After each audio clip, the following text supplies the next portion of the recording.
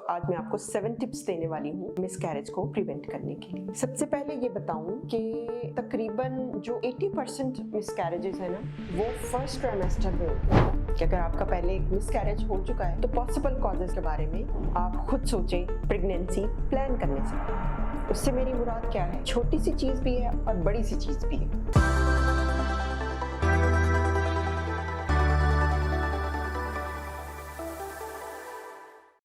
Miscarriage का हो जाना किसी के लिए भी बहुत ज़्यादा मेंटल ट्रॉमा की बात होती है।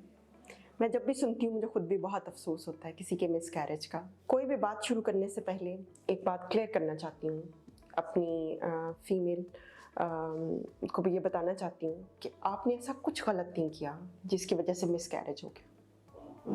मिसकैरेज के बहुत सारी वजूहात होती हैं और उसमें किसी में भी आपने कंट्रीब्यूट नहीं किया है।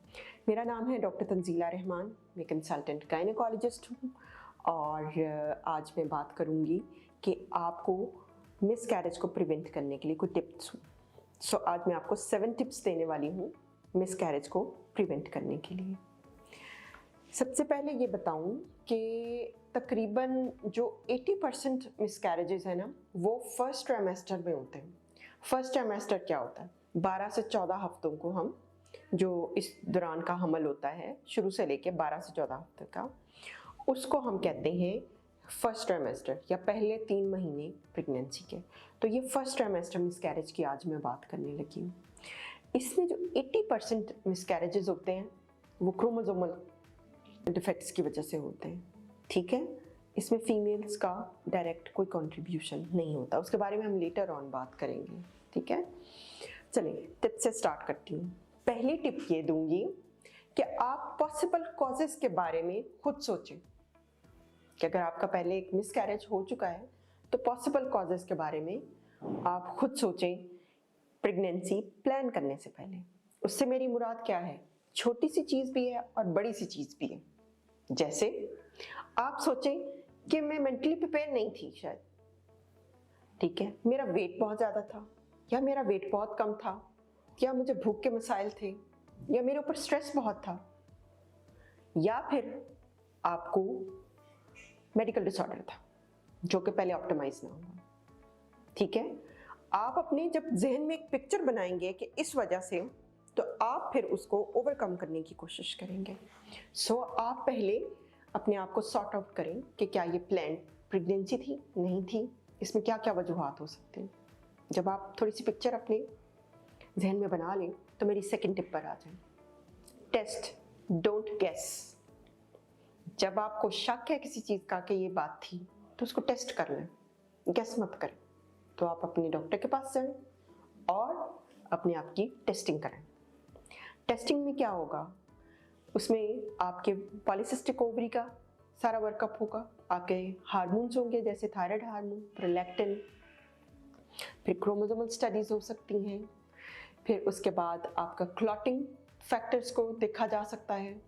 ठीक है, और इसमें इम्यून सिस्टम देखा जा सकता है, उसकी टेस्टिंग होगी, एग क्वालिटी को देखा जा सकता है और इवन स्पर्म क्वालिटी को। बिल्कुल मेल 40% जो मिसकैरेजेस फर्स्ट ट्राइमेस्टर होते हैं उसमें मेल फैक्टर भी कंट्रीब्यूट करता है।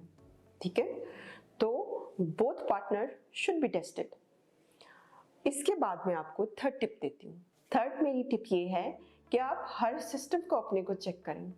देखें, जब आप फिजिकली फिट नहीं हैं, आपको इवन गैस्ट्रोइंटेस्टाइनल सिस्टम का कोई प्रॉब्लम है, जैसे आपका स्टमक अपसेट रहता है, जैसे कि आपको परसिस्टेंट इन्फेक्शन रहता है, कोई रेस्पिरेटरी ट्रैक्ट का इन्फेक्शन है, आप किसी दवाई के ऊपर हैं, आपको ब्लड प्रेशर का मसला है, आपको टांगों में खून जम जाने का कोई मसला है या आपकी फैमिली हिस्ट्री है कि टांगों में खून जम जाता है, तो आपने हर सिस्टम को चेक करना है।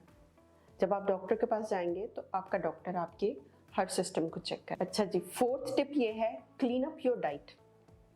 क्लीन अप का मतलब मेरा ये है कि आपने लिटरली अपनी डाइट में से जो चीज़ें अच्छी नहीं हैं उनको बिल्कुल एक साइड पे करते हैं। जंक, बेकरी,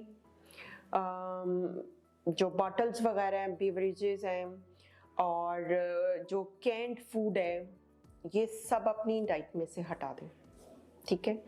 और इसके साथ आप गुड क्वालिटी पे आ जाएं, vegetables, fruits, salad, egg, poultry, fresh हर चीज़ लें, ठीक। इसके बाद मैं आपको 5th टिप दूंगी।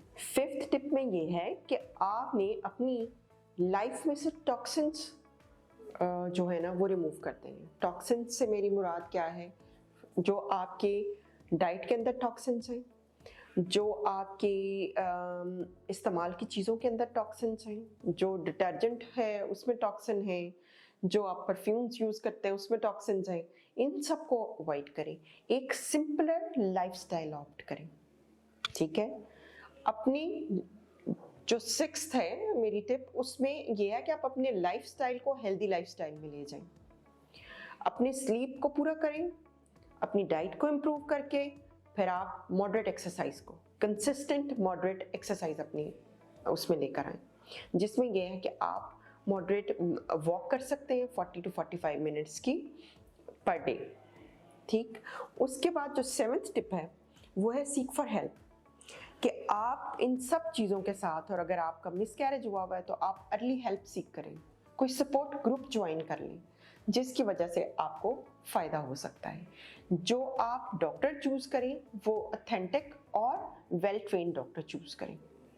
सो होपफुली आपको एक उम्मीद के साथ ये सेशन ख़त्म करूँगी कि जो फीमेल्स जिनका पहले मिसकैरेज हुआ होता है वो बड़े आराम से अपना नेक्स्ट प्रेगनेंसी प्लान कर सकती हैं, जो कि हेल्दी प्रेगनेंसी में एंड अप करेगी।